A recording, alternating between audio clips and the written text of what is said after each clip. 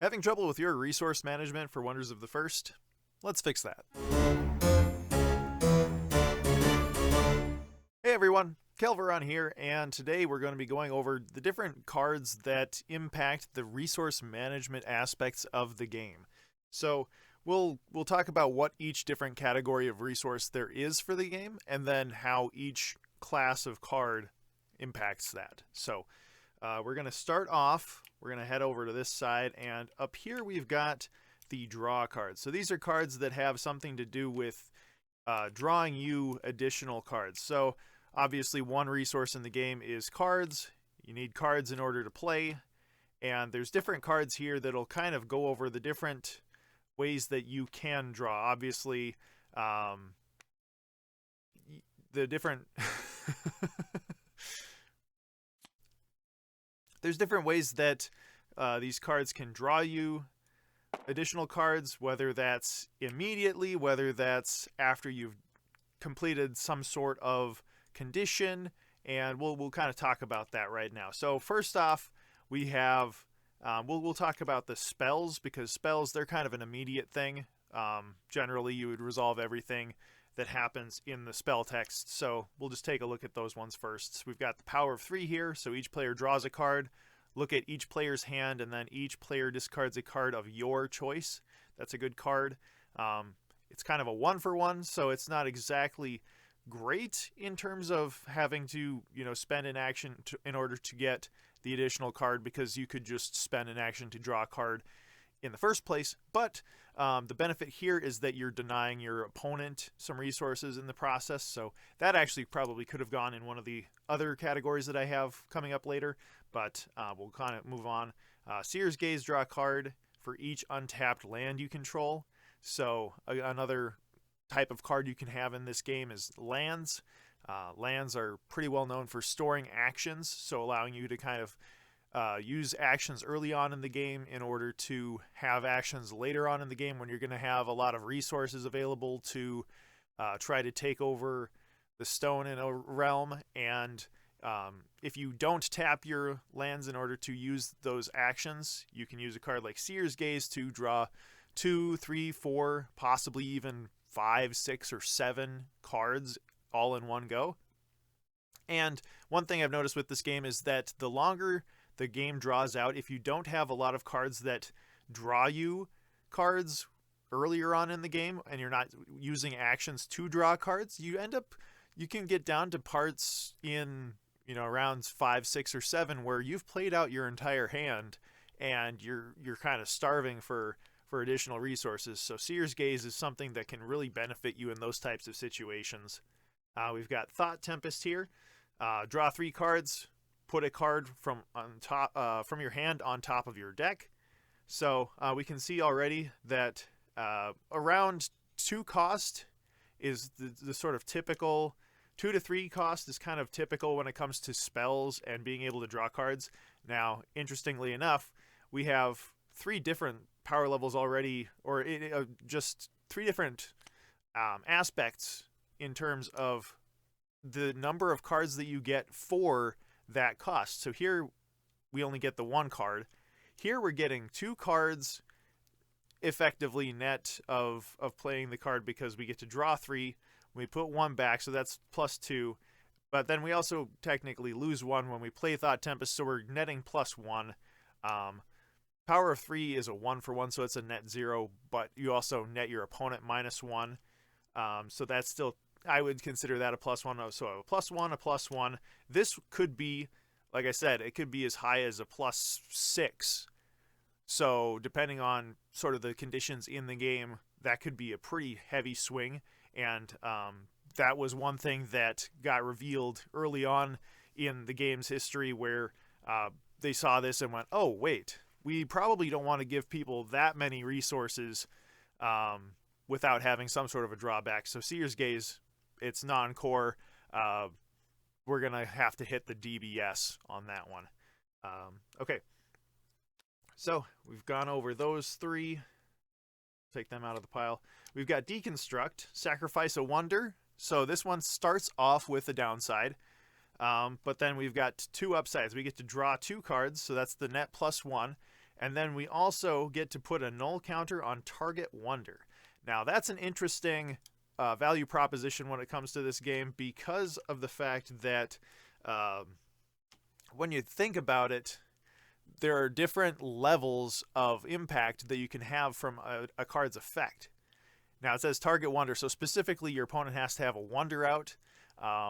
More than likely, you're going to want to hold on to deconstruct. I know you're going to be tempted early on because you're going to have 1 or 2 energy. You might be lacking a land type that you want to use, so you might be tempted early on to have, just a 1 cost or a 0 cost wonder that you want to immediately sacrifice in order to get 2 cards back into your hand. But the target you're going to be able to hit early on in the game with the null counter is not going to be as impactful as it would be if you were to wait until round 4, round 5, and then you can throw out that null counter, put it on your opponent's biggest or most influential wonder. And using that, you can have quite the swing in tempo when it comes to playing this out. And then we've got Cast Out for our last example spell here. Again, another 2 cost. Look at the top 2 cards of target player's deck. Now, this doesn't have to be your deck. It could be your opponent's deck.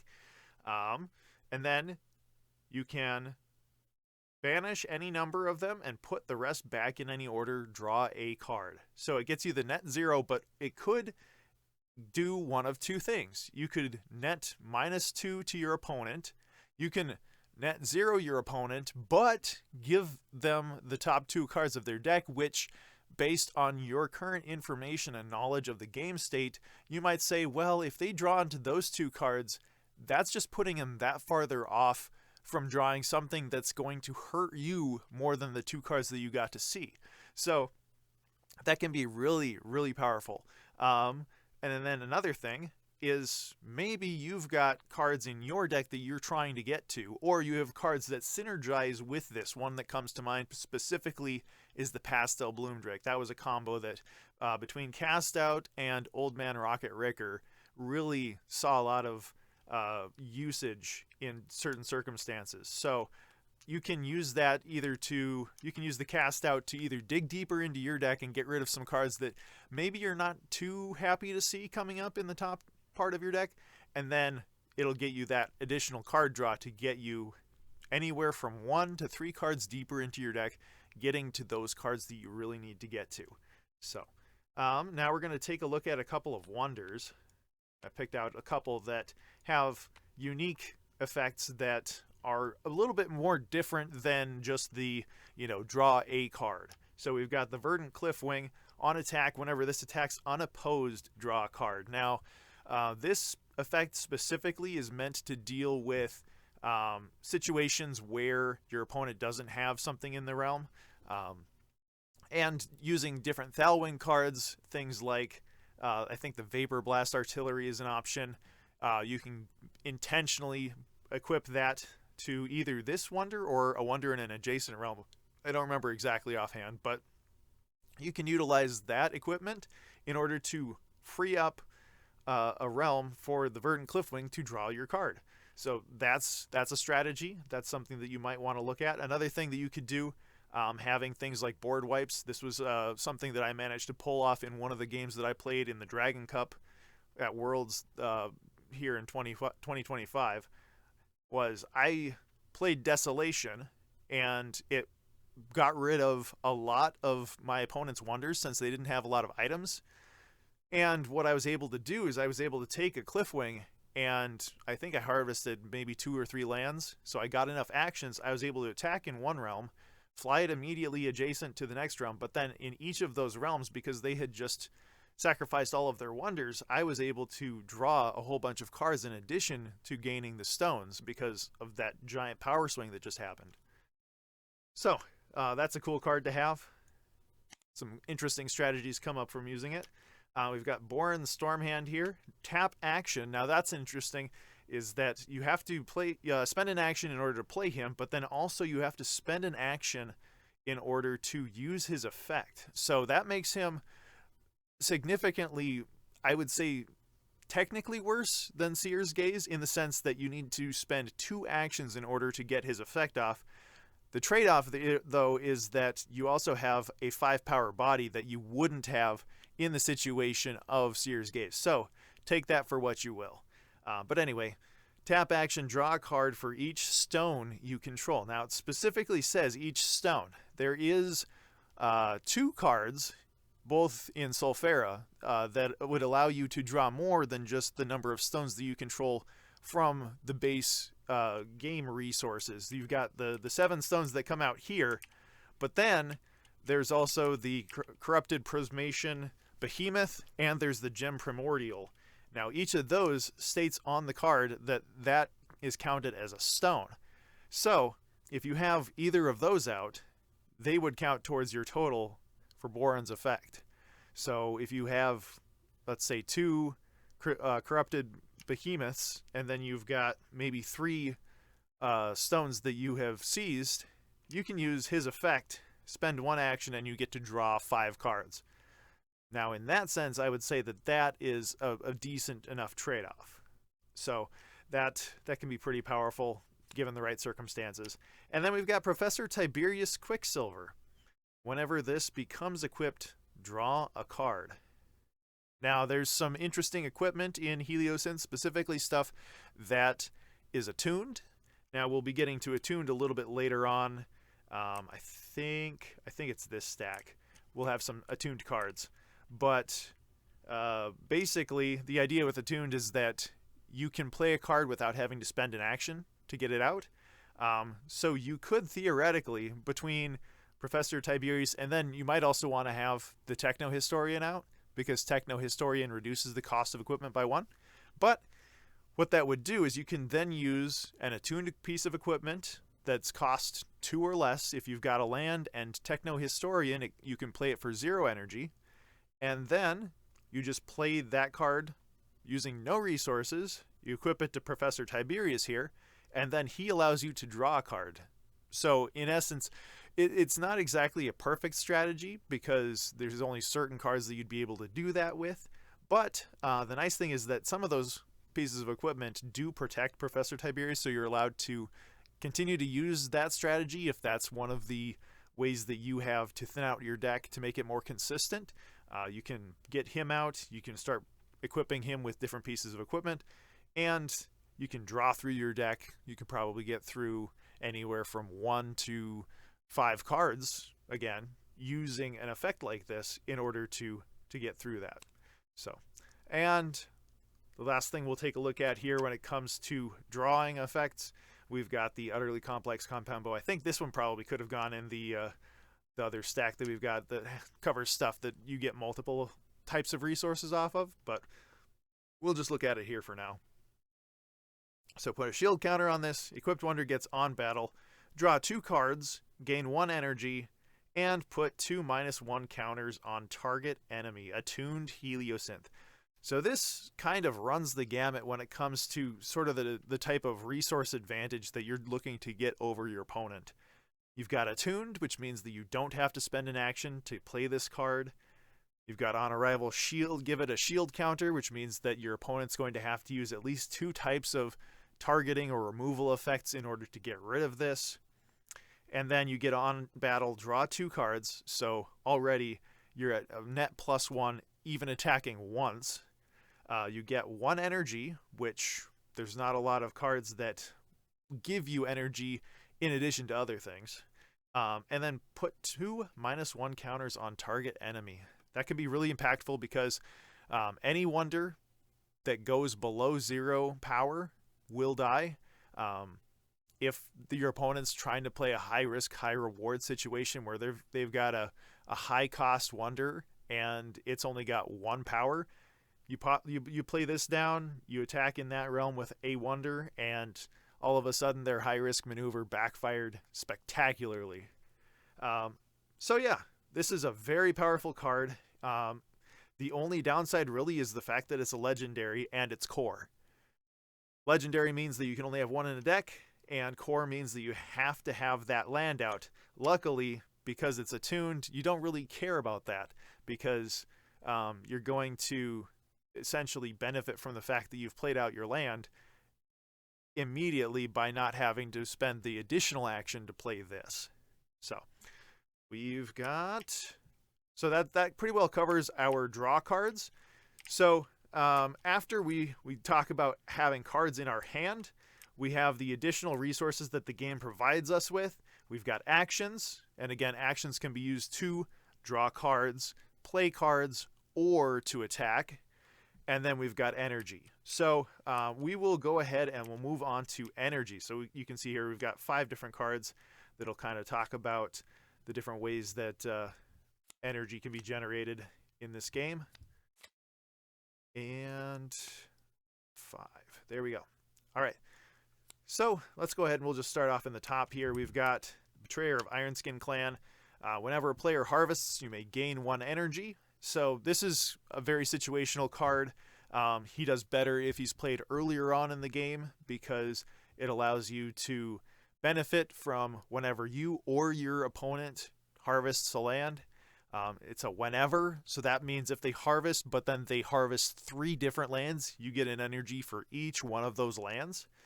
And it can really lead to some interesting early game swings where, you know, if somebody plays out 2 or 3 lands within the first couple of rounds, you pop this guy down and then all of those lands get harvested, or if any of those lands harvest for, well, actually I guess you wouldn't get additional energy off of a land that harvests for multiple actions, but at the very least you're getting 1 energy.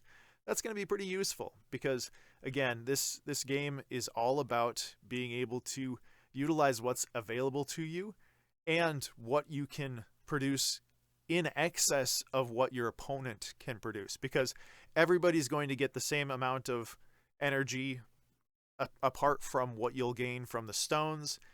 Everybody's going to get the same number of actions, and everybody's going to be able to draw the same number of times at the start of a round.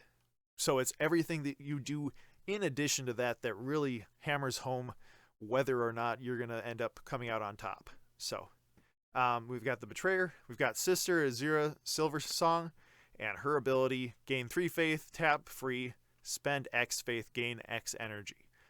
So that's pretty powerful because with just herself, she's able to potentially gain you 3 energy right off the bat. If you play her in round 1, that's pretty powerful because then you can play something that's a 4-cost wonder in round 1. Now, I know that there's some cards that are really prohibitive in the style of gameplay that they are. In fact, one of them's sitting over here somewhere, and would be potential for I think it'd be a round 2 Sister Azura type of combo. But yeah, that's a really powerful effect. The downside is it's a core, so you do need to have the land out in order to play that. Betrayer is not core, so you don't have to worry about that with him. We'll go on to Fungalith Colossus here now. So this, on arrival, put 4 -1 counters on target wonder. On battle, banish target card in the abyss, so that could be either your abyss or your opponent's abyss. Gain 4 energy. It's kind of an expensive card, but the power that you get off of it is very, very efficient, because immediately you get 12. You can also effectively gain 16 power off of this by blowing up one of your opponent's wonders. It says target wonder, so it doesn't have to be in the same realm as this card, which is nice. And gaining that 4 extra energy might just be the thing that you need in order to be running a deck where maybe you want to be having a bunch of other really high cost beater type wonders that have really impactful effects, but because of the fact that they're either core or they have a cost of 8 energy, it might just feel like, I don't know how to get this card out. And Fungalith Colossus might be the answer to that. So we'll move on. We've got the Phoenix Quill, sacrifice free. You may play core cards of any orbital this round, gain 3 energy. You may bury all the cards in your hand and draw that many cards. So, again, this is a really powerful card, especially if you're able to play it early on in the game, because getting that 3 energy if you put this down in round 1, that gives you access to 4 energy, 5 if you happen to have a land of the specific card type that you're hoping to play. So if you've got the land for that particular wonder, you've got this in your hand, you play both of those 2 cards, and then you have the energy you'll need in order to get out a 5-drop, which is ridiculous to say for round 1. And that can lead to situations where, like I said, if you have a 5-drop, the right 5-drop in round 1, it can be a completely different game for you and your opponent than it would be if you didn't have something like this in your hand. And then we've got kind of the banking energy aspect of the game. So we've got the Gleaming Power Cell. On round end, for each energy you lose, put a spin counter on this up to a max of 4 on round start. Remove all spin counters from this and gain that much energy. Now, the one downside to this card is the fact that they're counters. There are certain cards that can either nullify this or it can remove counters. So you want to watch out for that, or any other kind of item removal type stuff that this would be susceptible to. Same goes for the Phoenix Quill. If you're playing Phoenix Quill early on, not much of a big deal, especially if you're going to use it right away, because then it's not sitting out there long enough for your opponent to really target it. Gleaming Power Cell, you're going to want to keep this out as long as possible. And the interesting thing is that it keeps exactly the amount of energy that you would be getting, but you can stack it. So you can play out 2 Gleaming Power Cells. So instead of just getting 1 energy, if you have 1 energy left over at the end of a round, you could potentially get 2 or 3, or if you're able to copy it somehow, you could get 4 or 5 energy per energy that you don't spend. The harder thing is going to be finding ways to spend that energy, because if you're able to leave 2 energy or 4 energy left open, and you've got anywhere from 2 to 5 copies of this card out, how are you going to be able to spend? Like I said, if you've got 5 energy, how are you going to spend anywhere from 10 to 25 energy if you've got it just sitting left over? It's going to be very difficult because we don't have a lot of really, really expensive cards in this game. I know that there are some. I think the most expensive goes up to about 12. But that's probably the one thing you want to keep in mind with this card is, and then also, what's the trade-off? If I'm going to leave energy open, what am I potentially missing? What's going to be the issue? What is my opponent potentially going to capitalize on the fact that, hey, I've got 2 or 3 energy left over at the end of this round, so I can power this guy up. What are they going to spend their 2 or 3 energy that they also got that's not getting rolled over to the next round? What are they going to be using that for? So, some thoughts there on energy.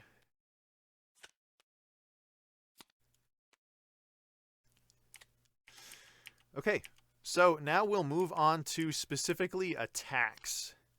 So these are cards that discuss the way that attacks work in this game.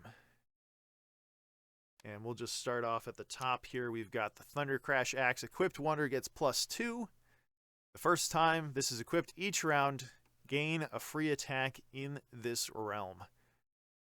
So it's an okay effect. It's nothing groundbreaking, especially the fact that it needs to be equipped each round. So I would say that there's really 2 strategies with getting a lot of value out of this card. One makes less sense than the others. The one that I would say makes less sense personally is the idea of playing a bunch of wonders into the same realm just to be able to trigger the gain a free attack. There's not a lot of benefits to doing that, I would say. I can see one, and it's sitting on the board right now. You can kind of see at the bottom. We'll get to it in a bit. But the other way that I would say is probably more beneficial is using something that can move this around. So Zerastratos is about the only card that I can think of right now that does something like that, but it would allow you to move this to a different realm, and when it moves to the new realm, there's going to be new wonders there that you could put this on, and that'll trigger the effect here allowing you to gain a free attack just by putting it into a new realm. We've got Ragnar Bloodbane. Whenever a stone is seized in battle, whenever you seize a stone in battle, move it to this realm. On round start, gain a free attack. So that's a nice little way to be getting some free attacks on a consistent basis. And it's nice to have a free attack because when it comes, you're just like, hey, that's one action I can use this round if I want to. It could allow me to gain energy at the start of the next round because I get to attack in a realm. But giving you the free action means that you can then either hold off on tapping your lands for some time that's going to be more beneficial, and it also allows you to play out cards using the actions you're given at the round start in order to have something to attack with in a realm that's going to matter when you need to be able to attack there. We've got Cosmic Cataclysm. Create a 4-power Angel Wonder token with flying in up to 3 different realms. Gain 2 free attacks. This is probably one of the most impactful cards that we've seen in the game so far. Having the ability to have 12 power is pretty significant. I mean, we took a look at that Fungolith Colossus, and this is the same stat line. The benefit of this is that you get to split it up, so if there's any particular realms your opponent's not covering, or if there are certain ones that are highly contested and you just need that extra little bit of oomph in order to get over them, this is going to be the card to do it. And you can also be really strategic about where you place those angels. So if you want to take one and put it into, like I said, an uncontested realm, use a free attack there, fly it over to the adjacent realm where you put the other angel token, and that's one of the highly contested ones. Now you've got 8 power in that realm that you didn't have in it to start. So that can be a pretty heavy power swing. And because you get the 2 free attacks, not only did you take the stone in the one that was uncontested, now maybe you can also take the stone in the one that has 8 additional power for, compared to when you originally started that round. We've got the Viking Sage of the Forge. Whenever a stone's seized from you in this realm, this gets +4 this round, and you get a free attack. So this is nice because, again, we like whenever effects, but this in particular would allow you to theoretically go infinite on free attacks, assuming that your opponent really wants the stone in that realm. Now, I don't see that being a situation where that's going to happen a lot, if ever. Most of the time, because what people will do is they'll read this card and they'll go, oh, it doesn't really do me a lot of good to attack here because you're going to be able to do that. Most of the time, if they're going to do that, they're also going to have some sort of a backup plan. So one thing in particular that I can think of that might be a deterrent on this card would be if they had a sequestering presence and they played Static Shock. Effectively, what would happen is you attack, they take the stone, you gain your +4, but then if you were to attack again, the +4 goes away because of the sequestering presence giving them -2 and the Static Shock giving them -2. So you'd basically be attacking again at whatever power you had prior to those cards. So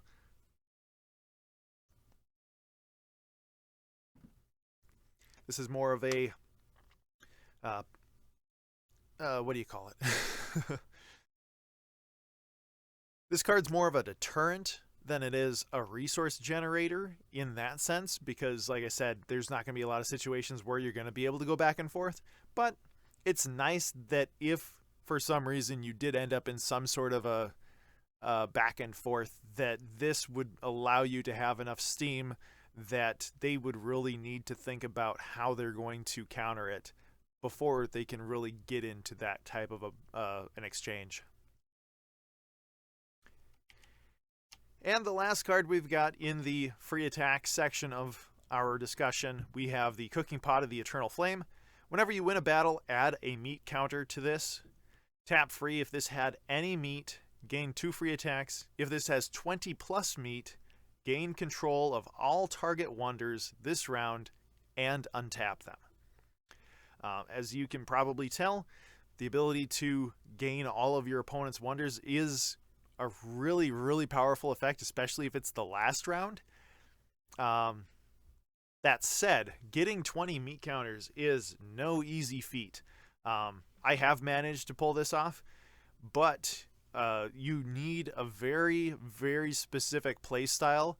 You need a very specific strategy in the deck that you're running this in order to pull that off.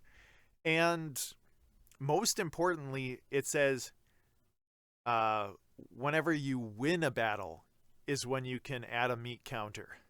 Now that means not just having 20 attacks, that means being able to win 20 battles. So you either need to be attacking in realms that you might already control the stone, or you need to be in a situation where your opponent is wasting their actions taking a stone somewhere, and then you are able to establish a presence there, take it back.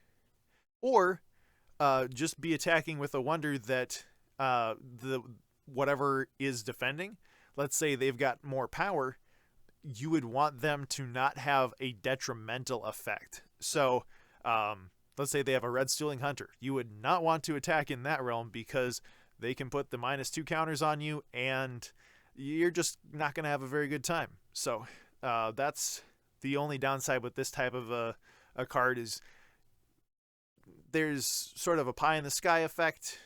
Maybe you want to try to use it, or maybe you just want to use those 2 free attacks whenever you need them, because again, it's just a battle of resources. If you can find the right time to tap this, get those 2 free attacks, and take the stones where they matter, it might win you the game. And in a game like this where really it comes down to the last round and maybe the last 2 to 3 actions that each player takes, having 2 free attacks could very well be the deciding factor. So now we're going to be going on to actions. So we're going to take a look at some different cards that can gain you actions, and I think we'll actually take this one clockwise, if that's all right. So we're going to start off with Kel'varon Leaf Tracker. On play, you may tap or untap target item or land. Betrayal Link Harvest, gain 1 action. The nice thing about this is that this gives you the Betrayal Link, so if something happens to your Betrayal lands, you've still got a way to play them, especially the core cards. You've got an additional Harvest here, so this is a card that gets you a net 0 immediately, assuming that you're able to harvest it. So you play out the action in order to play the card, and then you get the action back when you're able to harvest this.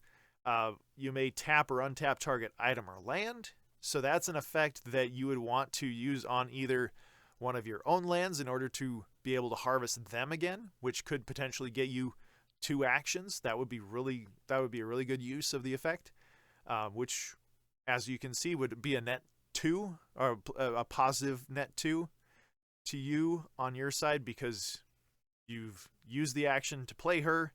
You get it back by the harvest, so that's a net 0, and then you get 2 if you're able to untap a land that gets you 2 actions. That's a really good exchange. It's a really good, valuable card, and it's something that recently has been brought up as a very powerful card because of the fact that it can do that. So there's a very high potential that this goes up in DBS. I don't know exactly how high in DBS it'll go. I guess it kind of depends on sort of the team's interpretation of how often is that going to be the case.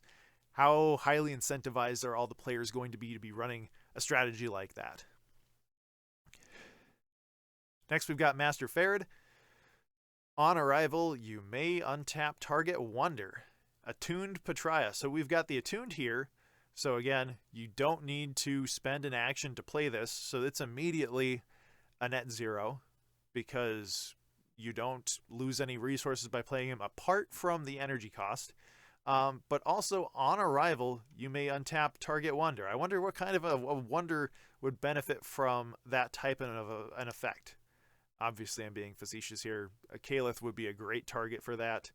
I think there's some other targets in here, but oh, and then another thing that you could do, I guess I didn't think of this right away, but it's looking me dead in the face. You've got Caliph here, untap target item. You can also get 2 potential free attacks if you were to untap the cooking pot.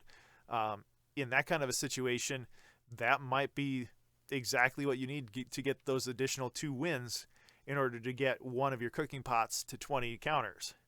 So that could be really useful. And being able to untap her gives you another action. Maybe that's the attack that allows you to trigger the cooking pot. Who knows? But a lot of tap and untap stuff going on here. And it's really cool. Tony, Fortune Hunter Thick Fur. On arrival, you may put a land from your hand into a realm without using an action, and Attune Patria. So again, Attune Patria giving us that immediate net 0 when it comes to the action cost. And then the on arrival being able to put a land out. You could get a net 1 or a net 2 off of it by having the right type of land, which would give you that additional 2 actions. It's the only real problem I think with running Tony is if you have too many cards like him, like if you're able to play his effect 1 or 2 or 3 times, sure you can get all those lands out of your hand, but then also now you're probably going to end up having to spend the actions that you would get from harvesting them to draw cards, because getting out the cards from your hand really fast, that can be, like I said, detrimental in that sense that, well, now you just don't have as many resources at your disposal when it's later on in the game and maybe you need stuff. And if your opponent's able to do something like nullify your lands, maybe you didn't need to get them out that fast. But on the flip side, maybe you did, because the faster you get them out, the harder it's going to be for them to have something that responds to being able to do something to your cards. Because if you've got 2 or 3 different targets and they've only got single target removal, if you've got, like I said, all 3 options available, maybe that gives you just what you need to still play a specific core card at the moment when you need to, and they're only able to nullify one of the 2. We've got High Lord Valorous Crestwing. On play, banish the top card of your deck, gain X actions, where X is the cost of that card. So this takes, I would say, a specific type of deck building for this card to be really impactful. We saw over here, we've got some really low cost energy generation cards. Some of the cards in here, when it came to draw effects, some of them were really high, like Orin and the Verdant Cliffwing, and then pretty much all of the spells were about 2 costs. So it might be like there's a fairly good chance that this card's going to be a high risk, high reward maneuver, unless you use something like Thought Tempest. If you use Thought Tempest, you can decide what card goes on top of your deck. Could be a land, could be another really high cost wonder. And if it's a 12 cost wonder, you put that back on top of your deck, you use High Lord and his on play, and all of a sudden you've got a dozen extra actions you didn't have at the beginning of that turn. Richard Grumpin. We've got on round start. You may tap this. If you do, whenever target opponent gains 1 or more actions from card abilities this round, you gain that many actions. Now, we haven't seen Richard Grumpin used a whole lot up to this point, mostly because he's situational. And the situations where your opponent would be in a position to gain a lot of actions would either be from cards that you or your opponent play that also have the downside of giving stuff to your opponents, or they have just banked up a lot of lands, and you're just waiting towards the end of the game. You take a bet on whether they'll need to spend all their actions in round 5, 6, or 7. You go ahead and you tap him. If you're running something like Master Farad where you're able to untap Richard, then maybe you're not necessarily as risky as what it would have been if you're not running it. Because if you're in that kind of a situation where you specifically need to pick, okay, I know they're going to be harvesting their lands in this round, so I'm going to tap him now, and then maybe that pushes off their decision. They decide, well, I'm going to wait because I don't expect you to have another answer to it. Versus, let's say you have this, or maybe you've got another card that we'll be talking about later on that, oh, even though you wasted Richard Grumpin's effect, you didn't fully end up losing out because you did actually have that other answer to this particular situation.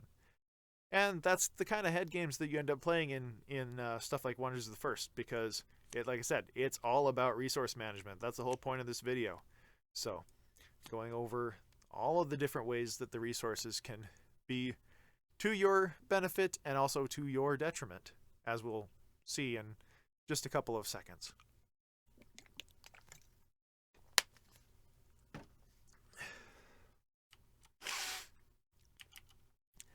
Now, while we're still talking about resource generation, we're going to go over two different categories of cards that, like Attuned, they get you additional resources without having to do anything special. So we'll talk about them here. We've got a few more in this category than we do of the other one, and you'll see that momentarily. So first off, we have Seek. The Seek effect is basically you take a certain number of cards from the top of your deck and then look for whatever the card in question is asking for. So we'll start off here. Captain Isabella Izzy's Storm Song. On attack, defending player chooses flee or surrender. If they flee, this gets +3 this round. If surrender is chosen, Seek 1 card. So Captain Izzy is powerful in the sense that if your opponent is in control of that realm and they do not want to give it up, they'll pick surrender, and surrender just lets you get to play a card. Now, you know, let's say it was the situation where we have that High Lord Valoris. If you're running that in the same deck as Captain Izzy, Seek 1 card. Well, this is definitely a card, so you could immediately play this to the same realm as Captain Izzy, and then all of a sudden, oh, maybe I should have picked Flee, because then you would have only gotten a +7 for a specific round, instead of a +8 that gets to stick around unless I manage to remove it somehow. That's the kind of head games you get to play with cards like Captain Izzy, which is really nice. Sky Seeker Twins. On arrival, Seek 3 a spell with cost 2 or less. You could very easily use it to play out all of these draw cards. So things like Cast Out, things like Thought Tempest. I believe Seer's Gaze is even a 2 cost. So you could put all of those draw spells in a deck with the Sky Seeker Twins. Use the Sky Seeker Twins, pull them out of your deck, play them, and then, well, because it's a Seek, you would play them right away. And then you could use something like Cosmo Cloudman to pull them back from the Abyss and use them again. We've got Commanding Croak. So tap free, Seek 5 a land. Because it's a Seek effect, it's kind of as powerful, I would say, as Tony.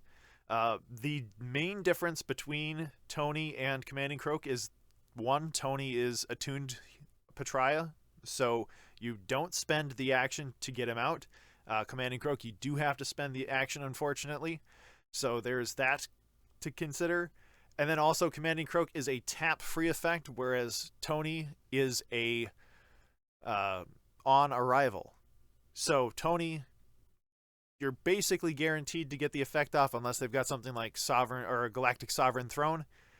Commanding Croak, you have to tap free. So you have to give them an opportunity in order to respond potentially to this card, and maybe they nullify it, maybe they destroy it, maybe they take it, maybe they make you sacrifice it. There's a numerous different ways that people could respond to a card like this and prevent you from digging deeper into your deck, making your deck that much more consistent. But that's the reason why you would run a card like this, is because you're going to make them waste their resources on something like this that could get you more resources in the long run. And the fact that I think most people are going to be probably playing anywhere from 8 to 16 lands on average. Um, Being able to dig 5 cards deeper into your deck to look for those lands so that when the time comes, if there's a really, really important card that you're trying to get to, it's that much more likely that you'll draw into it instead of drawing into a land that you'll have to play and then also harvest so that you can get back another draw to draw into the deck to get the card you're looking for. The one downside, of course, being you have to look at 5 cards. So there's a chance that the card that you really want to draw into happens to be in the other 4 cards with the land that you're trying to pull out for free. It's just one of those risks that you have to run into. And with a deck like this, you might be running 2 or 3 copies of him. If you play all of them and use all of their effects, there's a good chance that you've cycled through your entire deck. So now maybe you're back to the place where you would have been initially, and you're back to where that card is that you really needed to get to. So, just an interesting thing with that card. I really like it. I like the design. I think it can be very powerful and very useful, especially if you're running different decks that you might be running 2 or 3 different orbitals. If you need to get to a different orbital type that you're really lacking, and the fact that this is a non-core card, I think that's a really powerful combination. The Great Veridin. On play, seek 1, a Patria Wonder. Repeat this in each other realm where you control a land. So already we can see, something like the Commanding Croak, the benefit of running a card like that and being able to play out a bunch of different lands, using cards like Tony and pulling out lands from your hand without having to spend an additional action to use them, and then maybe use that extra action that you have to draw another card out of your deck. Just a lot of benefits to doing that, and then having the Great Veridin as an option then to further go through your deck and just reveal cards, play them out, assuming that you've got enough of them that are Patria Wonders. And if you've got some pretty big cards in there, I know that the upcoming set, Call of the Stones, that's going to have some pretty big Patrian Wonders and just really good targets for Veridin in order to pull out.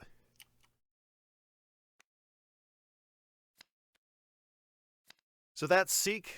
The other effect that we're going to talk about briefly is Eternal. Now, Eternal just means that a card effect triggers when it is discarded, or not discarded, but sent directly from the top of your deck to the Abyss. But there are certain lands, specifically in Umberthane, that say, Eternal, return this to target realm. So the idea is that you have cards that have Deny on them. You use the Deny effect, you send this from the top of your deck to the Abyss, and this puts itself back into a realm. So you can essentially get the effect of the Commanding Croak without having to look at the deck directly. You can just say, I want to deny cards, I deny them into my Abyss, and then they bring themselves back out. I think the Deny and the Eternal are currently underpowered, because even though it's technically a net +1 effect where you don't have to spend the action to play this card, and you'll get the harvest ability, which will get you an additional action to use later on, it's not consistent enough, and you need to be running enough different types of cards in your deck that it makes it not quite as worthwhile. You need to run cards that deny. You need to run cards that have that particular Eternal effect. You need to be running cards that are reanimators that can pull cards back out of the Abyss, or you need to be running cards that get abilities by you having cards in the Abyss in the first place, things like Flying Suzzer. Well, what happens if you deny your Flying Suzzer and your Karen Vox Soul Forger? Well, then you draw into this, and you're like, I could have had a free land on the board and drawn into a card that could have pulled out the Flying Suzzer. Now, instead, I've just got 2 wonders in the Abyss and a land I could have played for free in my hand. It's not an ideal situation, and I've thought about it enough that that's honestly been my biggest problem with trying to run Reanimator decks, is because I want to run strict Reanimator. Like I like the theme. The problem is I'm not as much of a fan of it. Like I come from Yu-Gi-Oh, and probably the closest strategy to this particular type of deck is something like Light Sworns, where you're just throwing stuff into the abyss. Well, maybe you wanted those things in your hand. That's my only gripe with running Eternal. But it's still a fairly powerful effect, and in the right situations, it can be very beneficial if you hit the right cards doing that kind of strategy.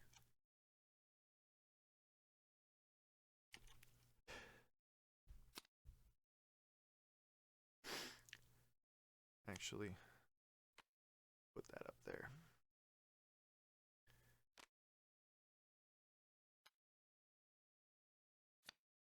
All right, so the next category of cards that we're going to be looking at is things that deny, not deny in the sense that they send things to the abyss, but deny in the sense that your opponent has resources, just like you have resources. And these cards are designed to basically say, well, you might have resources now, but will you in the future? And if these cards do their job, the answer to that question is no. So we've got Ethereal Warden. Opponent can't seize stones in this realm unless they pay you 2 energy. This is a nice effect because it's pretty cut and dry. They want to attack. They want to take the stone in a certain realm. They're going to give you 2 energy in order to do that, which I would say is a marked improvement over specifically this effect. This is another really powerful effect, but this just says that they have to spend 2 energy, whereas this one, they have to pay you 2 energy, meaning that you get the energy. You can then go on to benefit from it by spending it yourself and playing out different cards that you might have in your hand. We've got Zerendria of Dimensional Forces. Opponent can't gain energy from stones. So like how we were talking earlier, there are certain cards that consider themselves stones in the way that the game operates. Things like the Prismation Behemoth and the Gem Primordial. At the top of the round, those cards would be getting you additional energy. Things like Zerendria say, think again. You're not going to be getting the additional energy from that. The downside is this only specifies from stones. So something like the Gleaming Power Cell, that's not going to be stopped by Zerendria. So if you think your opponent's going to be running a card like this, maybe run a Power Cell or 2. Maybe run, not Professor Quicksilver, Professor Dro Stardust, I think is the name. He's another card that allows you to, if you have unspent energy, take additional energy into the next round. Zerendria would not stop that effect from going off. So just something to consider there. We've got the Luminous Medusa. On arrival, target player loses 1 energy.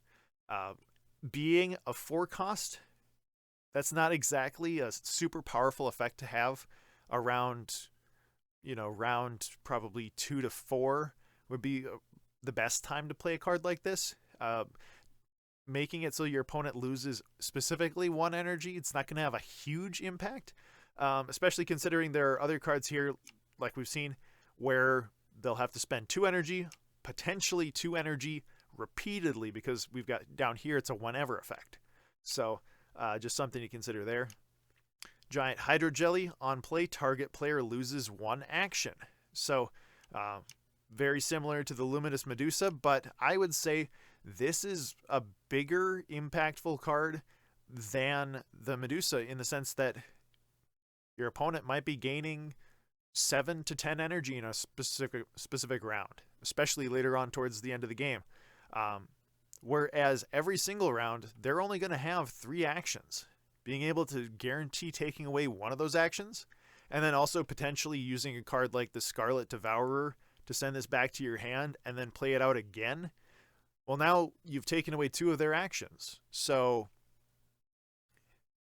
that's not a good situation for your opponent to be in. It's a great situation for you to be in. So if you can do something like that, I would say do it. Speaking of taking away multiple actions from your opponent, here's a very, very strong legendary wonder, Core. So the idea here is that this is a high risk, high reward maneuver, but being able to pull this off means that you're more than likely going to be able to guarantee clinching the game in round 7. So as you can see, tap action, banish this. Target player loses all energy and actions. So the fact that they're no longer able to benefit from the resources the game gave them directly, they're stuck with just the actions that they have left to harvest off of lands. And if they're lucky, cards like the Betrayer of Ironskin Clan or Market of Lost Wonder, if you're in the right round number, in order to gain additional energy that Blazafeld just made sure that you didn't get to keep from the start of the round. Murkmire Incarnate, we've got on arrival, tap all lands, sacrifice action, destroy all tapped lands. So this is a card that you'd want to play when your opponent has been banking up actions on the lands that they've got in play. They haven't harvested it all yet, and you've harvested maybe one or more lands relative to the number of lands that they've got left unharvested. Ideally, you would harvest all of your lands and then put this out, but the situation might call for you to just drop this immediately, because, you know, if you harvest all your lands, there's a possibility that maybe your opponent sees that and says, they're going to be doing something tricky, so I might want to harvest all of my lands before I play out anything. There's a possibility that maybe they don't do that, they don't catch on, and that is to your benefit. But, like I said, there's a couple of different ways you can play out this card. The bigger and more interesting thing about this card, though, is that it says destroy all tapped lands. Once all lands are tapped, every single land's got to go. Now, there are certain ways to get around that. Something like Ashen Leaf, you can put a shield counter on target land.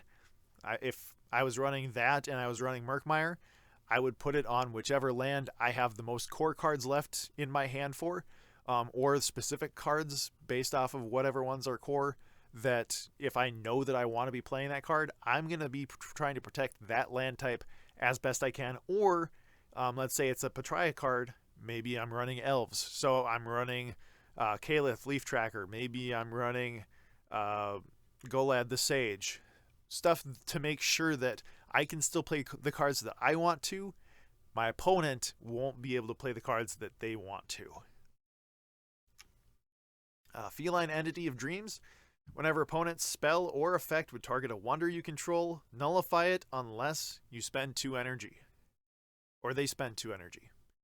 Again, just a really nice effect. It's a really good stat line for a 4-cost wonder, and it's non-core, so it can go into a lot of decks potentially. It's a really strong effect, and yeah, being able to nullify effects really can get under some people's skin, especially if their deck is entirely based around a specific strategy that involves needing to target your opponent's wonders. Luminous Scarab. On attack, put a null counter on target land. So this is the card that I was sort of alluding to earlier on when we were talking about cards that can get cheated out in round 1, in round 2, when you've got 4 or 5 energy saved up from using things like the Phoenix Quill or Sister Azura. This is the offender. You pop this guy down, and being able to put a null counter on any land that your opponent puts out, one, you're making it so that playing that land was a net -1 in terms of resources, but also you're doing the exact same thing that you would be doing with the Murkmire Incarnate without the downside of needing to tap and sacrifice all of your own lands. This only targets your opponent's lands. I guess technically it says target land, so if you really wanted to put a null counter on your land, you could. Another thing to consider is it says put a null counter on target land, not you may put a null counter on target lands. So if for some reason your opponent has not played out any lands by the time that you've got this on the board, you need to be careful, because if you attack before they get a land out, you will have to put a null counter on your own land. Entangle, each player loses all but one of their remaining actions this round. It's a really high cost, I would say, for the ability to do that, especially considering the fact that in any given round, there's a chance that each player might only have 3 actions to use. That said, this is kind of like a Richard Grumpin in reverse. So, Richard Grumpin, you're kind of preemptively deciding this is the turn that I'm expecting them to use all their actions and tap all their lands. So I'm going to go ahead and say, you want to benefit from that, I'm going to benefit from that as well. This is doing the opposite. This is saying, you want to benefit from your lands, go ahead. Just know that if you're going to tap all of them at the same time and bank up 5 or 6 additional actions that you didn't have at the start of the round, not only am I going to potentially punish you for having 1 or 2 actions left over from what you gained at the start of the round, any additional actions that you decided you wanted to harvest before playing out those last couple of actions that you got from the start of the round, this is just going to wipe all of it out. It's a really high risk, high reward type of card, having a really high cost to go with it as well. And really, you'd almost want to save this for the very last action that you plan on using during that round. For that reason, I would say that there's maybe one particular card that would be a little bit better option to use than this, in terms of not necessarily drying out your own resources as fast as this other situation. So the card that I'm thinking of is Quantum Quell. What that does, 1, it's an attuned, and 2, it makes it so both players need to play all of their cards to the same realm for the rest of the round. I have a feeling that if you were in the similar situation where, okay, I've got 6 energy, well, I guess we'll forget about the energy aspect of it. But let's say you've got 1 action left. You don't want to spend any more of your harvested lands using actions in that round, and your opponent decides that they want to harvest a bunch of lands. Do I want to use a spell that costs 6 and an action, or do I want to spend an act, or not spend an action because I have attuned, and spend, I don't know how much energy, but I think Quantum Quell is only 2-3 energy maybe. So there's some additional options you've got there. Ultimately, it's going to kind of come down to sort of your play style, whether or not you're running core, because both of those cards will need core, at least in the sense that Quantum Quell, you need core in order to get the attunement. And then if you're running Thalwind versus if you're running Boundless. If you're running Thalwind, Entangle is going to make more sense. If you're running Boundless, there's a good chance that running Quantum Quell could very well serve purpose in your deck, especially if you're needing something that's a little bit less heavy when it comes to the DBS scale.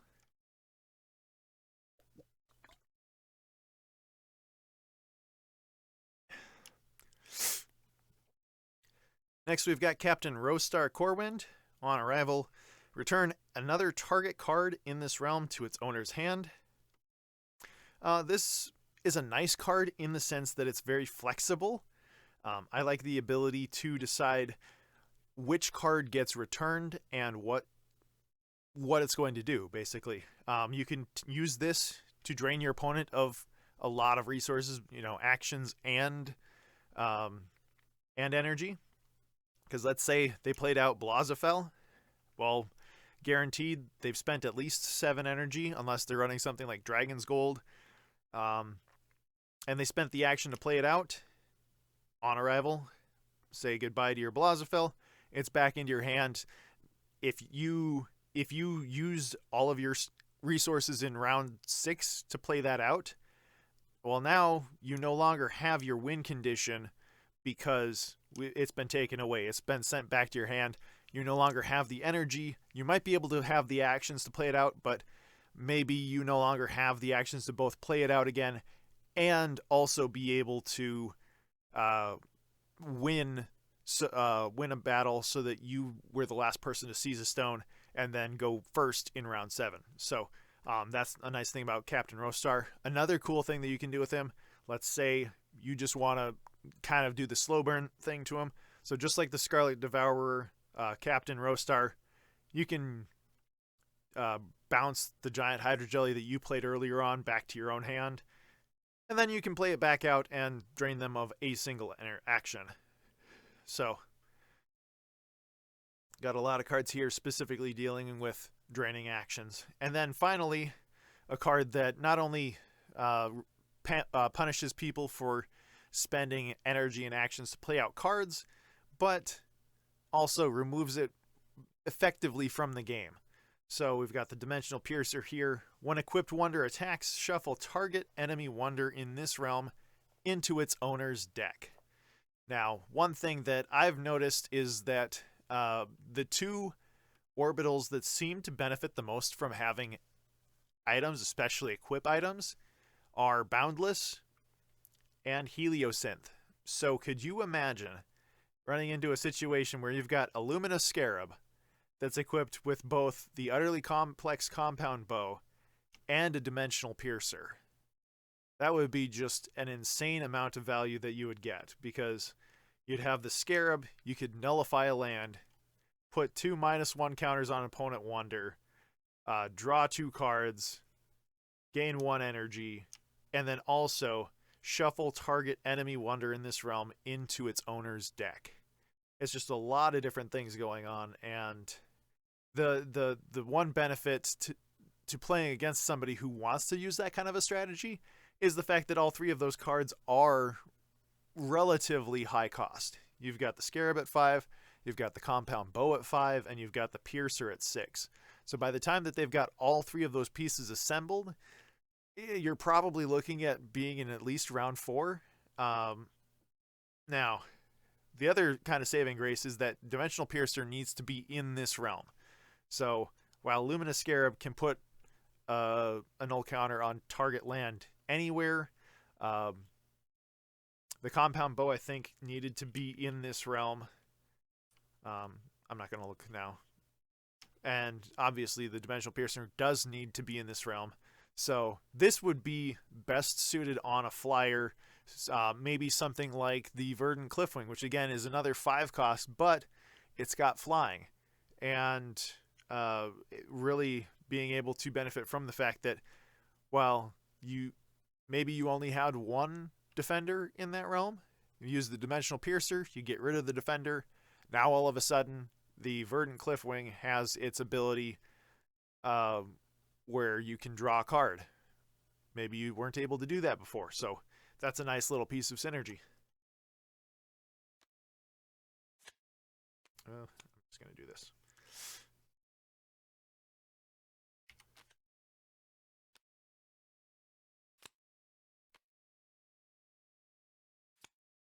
Okay, so that pretty well covers it for Resource Denial. We've gone through a couple of different cards that would fit into multiple scenarios and in multiple categories out of the ones that we've looked at, because again, just to kind of recap at this point, we've got cards that draw, cards that gain energy, cards that give you free attacks, cards that give you free actions in some manner, and then cards that deny your opponent resources. So now we've got cards that deal with multiple different areas of impact. We'll start with the Moonfire Crystal Mouse. This is one that I think a lot of players are familiar with. Sacrifice free, draw 2 cards, gain 2 energy. So that's a nice little effect. Being able to get 2 cards deeper into your deck, that gives you the net +1 for card draw, which is effectively also 1 action net positive. You also get to gain 2 energy. So in the grand scheme of things, there's a chance that because of the mouse, you're in a much better situation than you could have been. Being able to play out cards earlier, again, kind of going back to that scenario with the Scarab. And then also using cards like the Staff of the Eldritch Tribesmen in order to bring out cards like the Moonfire Crystal Mouse multiple times during a match and saying, okay, it was nice getting to draw 2 cards and have 2 additional energy once. How many times can I do that before my opponent's like, well, that's just a lot of resources that you've managed to generate. I need to do something about that staff before it really, really helps you run away with the game. The Market of Lost Wonders on Harvest Kingdom 3. If this is an odd round, gain an extra action. If it's an even round, gain 2 energy. So, having the 2 actions, it's nice, but being able to combine an extra action with 2 energy, depending on the situation, might be a better option. Especially if you're kind of staring down that situation we talked about earlier where your opponent pops a Blazafell on you and now you have no energy. Having a mouse out on the board could get you 2 energy. Having a market, unfortunately, if it's round 7, you wouldn't be able to use market to get you additional energy. But if, let's say, they jumped the gun and they played it in round 6 and stole all of your resources in that round, then maybe you can use market to get some of that back. And then we've got Ethos Relic. Whenever a card becomes nullified, draw a card and target player loses 1 energy. So this is kind of a combination of the draw effect pile, which was the first one we had over here, and the draining resources from your opponent pile, the one right here. So again, just kind of depends on what type of playstyle you're going for, how many of these different types of categories you really want to be running, because in the grand scheme of things, it'd be nice to draw a lot of extra cards. It'd be nice to get a lot of additional energy to spend on bigger wonders.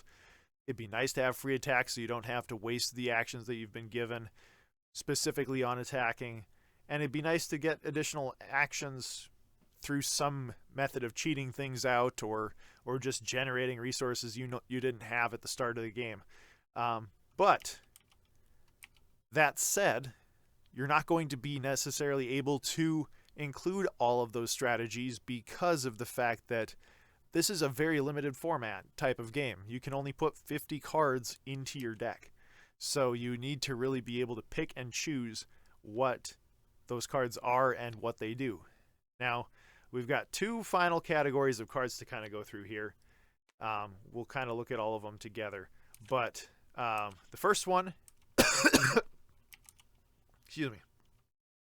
The first card to look at here is something that can generate different types of resources. So we already talked about the fact we've got cards that you can draw, we've got actions, we've got energy, we've got attacks. Here's another type of resource, and that's power. Now, how do you generate power in a game where the other types of resources are your main types of currency, the main things that you're really trying to fuss over and make sure that you're playing optimally?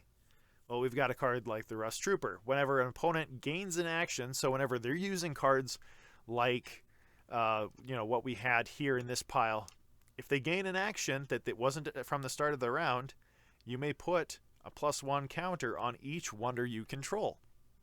That could be really beneficial, especially if your opponent's playing a lot of lands. It can be beneficial if they're playing cards like High Lord Valurus. And it can also be beneficial if you or your opponent are running cards like these. So we've got Enlightenment. For the rest of the game, players gain +2 actions at the beginning of each round. So instead of starting with 3 actions, everybody gets to start with 5 actions. That can let both players get deeper into their decks. That might be not so great for players that are running behind on resources, are behind in the grand scheme of things, but maybe there's a certain type of playstyle that you want to have those additional 2 actions, especially so if this is a 5 cost and it's a spell. Let's say this is the example that we have from the beginning of the game, and you played Phoenix Quill and you played out a Boundless Land, so then you only have to spend 4. Every single additional round, there's 2 more actions that you and your opponent can both take. But You know, let's say then we've got Rust Trooper, then we've got the Richard Grumpin. Then playing cards like this are not necessarily as bad as they would otherwise be because of the fact that you just have more options. You know that you're going to be getting this, so you can play around it. Your opponent may not be prepared for that type of a play style, so you can catch them off guard, and it'll allow you to just kind of control the pace of the game. And especially if you've play tested it, you really know the deck inside and out. It might be something that you just are really prepared to take things over. And then the last card that we'll discuss, the Great Core of Alderach. At the beginning of each round, each player draws an extra card and gains double their energy. So another high risk, high reward type of playstyle. If you run these two cards in tandem, I say you either really know what you're doing or you really don't know what you're doing. Because, again, we're talking about allowing your opponent to have a lot bigger impact on the game than they otherwise would. And this is a legendary item. This is a secondary. So you theoretically could play 3 of these in your deck. Could you imagine each player gaining an additional 6 actions per round?